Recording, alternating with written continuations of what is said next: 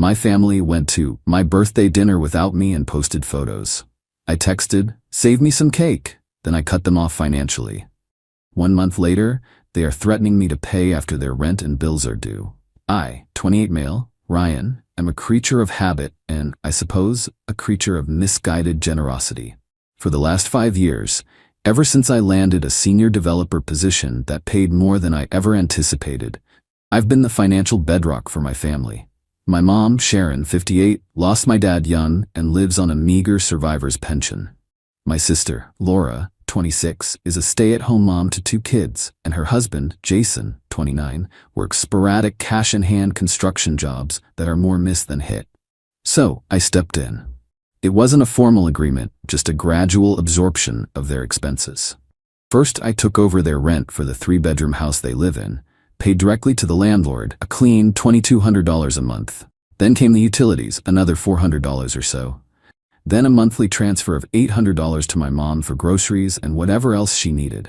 It was a lot. It was close to half my take-home pay. But it bought me peace of mind, or so I thought. The arrangement worked in a functional sense. They were housed and fed. I was the reliable son, the good brother. But over time, the gratitude faded into expectation. My contributions weren't seen as gifts, but as dues. My role in the family had been distilled down to a single function: provider. In retrospect, I see that I didn't just help them. I enabled them. I created the very dependency that would eventually lead to this. My 28th birthday was last month. I'm not a huge birthday guy, but I have a favorite restaurant, a cozy, slightly upscale French place called La Belle Vie. It's where I take people I care about. A week before, I'd floated the idea in the family group chat. "Hey, for my birthday next Tuesday, would you guys be up for dinner at La Belle Vie?" The excuses trickled in. "Mom, oh honey, I'd love to, but my sciatica is acting up terribly. I don't think I can sit in a restaurant chair for that long. We'll have to do something quiet at home soon." So sorry, Ryan. Jason just picked up a big job and we're going to be working late all week trying to get ahead. Rain check? I was disappointed, but what could I do? I replied, "No problem, understand completely. We'll celebrate another time." So on the evening of my 28th birthday, I ordered a mediocre pizza, cracked open a beer, and settled in to watch a movie. Around 9 p.m., feeling a bit lonely, I started scrolling through social media, and there it was. A new post from Laura. A bright, beaming picture. At a restaurant. At La Belle Vie. The 4 of them, Mom, Laura, Jason, and even Jason's perpetually unimpressed sister, Rebecca, were squeezed into a booth. Mom, whose sciatica was supposedly so debilitating, was leaning forward with a huge grin, raising a glass of wine. On the table, in the center of the frame, was a slice of the restaurant's famous chocolate lava cake, a single candle flickering on top. The caption, written by Laura, read, "A much-needed family dinner to celebrate a very special day. So blessed to have these people in my life." I stared at the screen. The pizza in my stomach turned to lead. It wasn't just that they went out. It wasn't just that they lied. It was the calculated cruelty of it all. They went to my favorite restaurant, the one I had specifically suggested on my birthday without me. And then they posted it online. They weren't just excluding me. They were performing a celebration of my absence. The cake was the final, brutal twist of the knife. A birthday cake for a birthday boy who wasn't there. My first impulse was a hot, white flash of rage. I wanted to call and scream. But that's not me. My anger runs cold, it crystallizes. I took a deep breath, my fingers hovering over my phone. I opened our group chat, the one full of their lame excuses. My thumbs moved with a strange, detached calm. I typed, "Wow, looks like fun. The lava cake at La Belle Vie is the best. Save me some cake." Then I put my phone on silent. I didn't sleep that night. I just sat in my quiet apartment, the silence buzzing around me. I thought about the thousands of dollars I sent them every month. I thought about the sacrifices I'd made, the vacations I'd skipped, the investments I'd postponed. I thought about my mom's smile in that picture, a smile I hadn't seen directed at me in years. I wasn't a son to them. I was a sponsor, and my sponsorship had just been terminated. The next morning, I made 4 methodical changes to my finances. The first was an email to their landlord.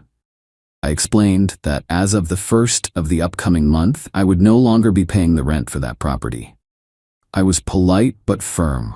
He was confused but said, "Okay, as long as the tenants know they're responsible." The second and third were calls to the electric and gas companies. Same conversation. "Remove my payment information. The accounts are in Jason's name. He is now the sole party responsible for payment." The final action was logging into my bank account. I canceled the recurring $800 transfer to my mother. Then I canceled the automatic $450 monthly payment I was making to the finance company for Jason's car lease. The lease was in his name, but I'd absorbed the cost years ago. That was over too. I felt a profound, chilling sense of calm. The die was cast. Now, all I had to do was wait for the first of the month. Update 1. It started as I expected, not with an apology, but with confusion and panic. The first of the month was a Tuesday. I didn't hear anything until Friday afternoon. My phone rang, and it was Laura. Her tone was breezy, but with a slight, tight edge. "Hey Ryan, so weird question. Did you forget to pay the rent? The landlord, Mr. Jeffrey, just called and was being a total jerk. Said it was late and that we have until the 10th before he files for eviction." I let the silence hang for a second before I replied. "No, Laura, I didn't forget." "Oh," she said. A pause. "So, is there a problem with your bank? Should I call him back and tell him it's a mistake?" "There's no mistake," I said, my voice even. "I'm no longer paying your rent." The line went dead quiet. I could hear her breathing, a quick, sharp intake of air. What do you mean you're not paying it? You always pay it." This was the crux of their reality. My actions were as predictable as the sunrise. "Yes, I did, and now I've stopped," I replied. "The lease is in your and Jason's name. It's your responsibility." The manufactured breeziness in her voice vanished, replaced by a sharp, ugly whine. "Ryan, what the hell? You can't just do that. We don't have $2,200. Why are you doing this?" "Why do you think, Laura?"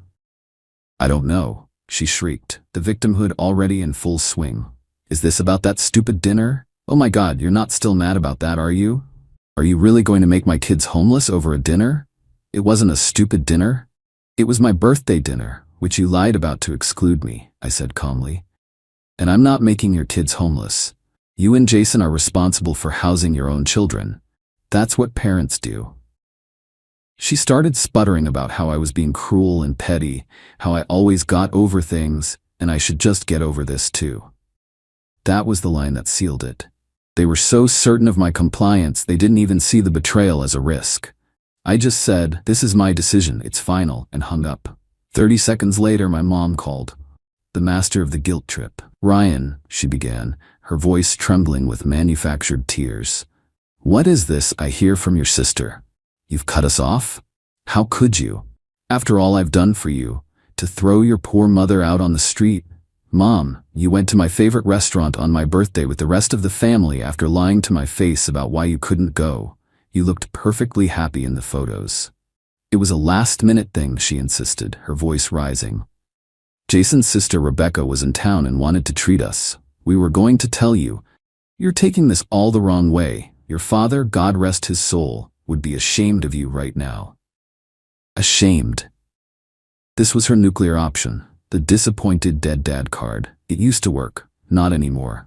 "My father would be ashamed that his family treats his son like an ATM," I said, my voice colder than I intended. "I'm also no longer transferring your monthly allowance. The utility bills and the car payment are your responsibility too. You all need to figure it out." I hung up before she could start crying for real. Then came Jason. He didn't call, he sent a volley of texts. "Jason, you better turn that money back on right now. This isn't a game. You think you can just pull the plug?" "Laura is crying. Your mom is a wreck. This is on you. You have no idea the trouble you're in." I read them, saved screenshots, and didn't reply. The most telling part of it all? Not one of them contained a genuine apology. They weren't sorry they hurt me. They were terrified that the gravy train had finally pulled into its final station. Update 2. The last couple of weeks have been an education in the depths of human entitlement. As planned, the morning after Jason's threat to show up at my job, I went to my office an hour early. I scheduled a meeting with Angela, our head of HR, and Edward, the head of building security. I was calm, professional. I laid out the situation simply. "I've recently had to cease financial support for some family members," I explained, "and the situation has become volatile. They've made threats to show up here. I want to get ahead of it to ensure there's no disruption." They were incredible. Edward, a former police officer, took the threats seriously. I gave them photos of Laura, Jason, and my mother. His team was briefed. Angela created an official record of Jason's harassment. It was a massive weight off my shoulders. I wasn't just reacting anymore. I was building a fortress. The smear campaign began that week. I got a call from my Aunt Cynthia, my dad's sister. She's always been a straight shooter. "Ryan, what in the world is going on?" she asked. "I just got off the phone with Sharon." She was sobbing. "Said you had some kind of breakdown and cut them all off over a simple misunderstanding." I took a deep breath and told Cynthia the whole story. The lies, the specific restaurant, the birthday cake, the social media post. I forwarded her the photo. There was a long silence on her end. Then a heavy sigh. "Oh, Sharon," she whispered. "That girl has always been selfish, but this is a new low. Don't you worry, honey. I know who you are." Then came the first of their dirty tricks, and it was so laughably petty it almost made me smile. I was reviewing my credit card statement and noticed a $75.99 charge for a Mega Streamer bundle. It was a package I'd signed up for them years ago. Netflix, Disney Plus, Max, the works. It was one of the last remaining financial tendrils. With a few clicks, it was gone. 3 days later, my phone rang. It was Laura. I'd unblocked her number out of a morbid curiosity. "Really, Ryan?" she snapped. "You canceled the streaming services? Now what are the kids supposed to watch?" I was genuinely stunned. "Are you serious? You're being evicted and you're worried about Netflix?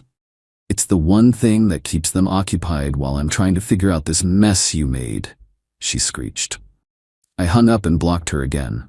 The sheer audacity was breathtaking. The real escalation happened last Thursday. Jason actually showed up at my work's parking garage. Security intercepted him. He made a scene and was escorted off the property with a formal trespass warning. Edward now had his license plate and a formal report of the incident. It backfired spectacularly on them, giving me another brick for my fortress. Today, a new piece of mail arrived. A crisp, cream-colored envelope from a scuzzy-looking law firm. They were threatening to sue me for breach of a verbal contract and familial duty. It was a complete bluff, but it was a clear signal. They've decided to go to war. They just don't realize I've been preparing for battle since the day they ate my birthday cake. Final update. The past month has been the final, crashing crescendo of the symphony of consequences my family composed. I took their lawyer's letter to a highly respected family law firm. A partner, Miss Davis, read through my evidence. The bank statements showing the voluntary payments, the birthday post, the threatening texts, the HR report, and the official trespass warning for Jason. Her response was a wry smile. "Mr. Hayes," she said, "they don't have a case. In fact, you do." She drafted a cease and desist letter, so sharp it could cut glass. It systematically dismantled their claims and pivoted to a counter-threat, referencing Jason's harassment at my workplace and stating that any further contact would result in my immediate filing for a restraining order against all three of them. The silence that followed was absolute. The real consequences, however, were happening in the real world. Aunt Cynthia called me a couple of weeks after the eviction, sounding weary. "Ryan, I thought you should know. They're in a motel off the highway. It's not good." The house of cards didn't just fall. It was obliterated. The car was the next to go. It was a lease solely in Jason's name, but with the automatic payments from my account stopped, it was repossessed from the motel parking lot. Without it, Jason's ability to haul tools and materials to different construction sites vanished overnight. His already sporadic work dried up completely. Laura, who hadn't worked in 5 years, had to take the first job she could find, the late-night shift at a 24-hour diner, slinging hash browns for minimum wage. The social fallout was just as devastating. Once Aunt Cynthia started cautiously telling our side, the family narrative shifted. Their story of my instability crumbled against the hard proof of their betrayal. The final, pathetic communication came last week, a text to my work phone. The number must have been on an old emergency contact card she'd kept. The desperation of it was chilling. "Laura, I hope you're happy. I hope you're sitting in your nice apartment, enjoying your money, knowing you did this. You destroyed our family. The kids are sleeping in a motel because of you. My fingers trembled slightly as I held the phone. I thought about the grief, the therapy sessions, the loneliness, and then I thought about the blissful, uncomplicated peace of my quiet apartment. I thought about the vacation I was planning, a 2-week trip to Japan, something I could never have afforded while bankrolling their lives. I typed my reply. Me? No. You did. You destroyed it the moment you decided that a free piece of cake was worth more than my self-respect. You weren't a family. You were a subscription service, and I finally canceled. I wish you the best. It was a lie. I didn't wish them the best. I wished them exactly what they had earned. But it sounded final. Then I blocked the number. Aunt Cynthia gave me one last update a week ago, saying it was the last time she could talk about it for her own sanity. My mom, Sharon, unable to stand the motel, had called a distant cousin and was now living in a spare room in another state. Laura and Jason were still at the motel, the fighting constant and vicious. The kids were caught in the middle, the true, innocent victims. That part hurts. It's a dull, constant ache. I've started a trust fund for my niece and nephew, putting a significant portion of the money I'm no longer spending on their parents into it. My lawyer is managing it, and they'll get it when they turn 21. It's the only way I can help them without enabling their parents. As for me, I'm not happy in the way you see in movies. Cutting off your family, even when it's necessary, feels like amputating a limb that has gone septic.